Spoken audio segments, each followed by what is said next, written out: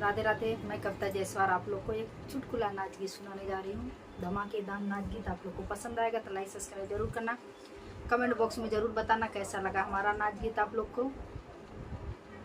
चला ये भौजी गंगा नहाए, तोहरा के भैया बोले बाय। चला ये भौजी गंगा नहाए, तोहरा के भैया बोलवले बाय। तोहरा के भैया बोलवले बाय, तोहरा के भैया बोलवले बाय। चला ये भौजी गंगा नहाए, तोहरा के भैया बोलवले बाय।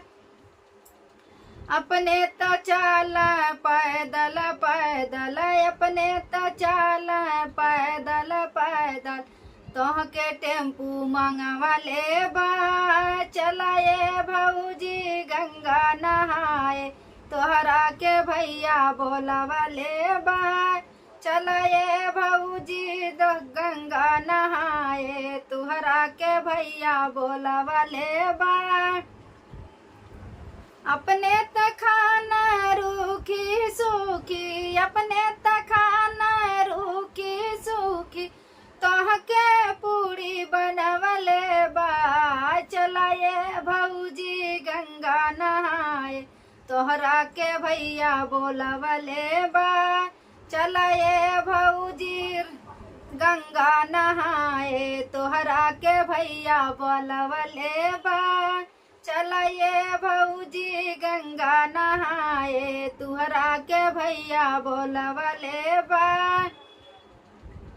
अपने तो सोम फटही चटैया, अपने तो सोम फटही चटैया, तुह के गद्दा बिछवले बा।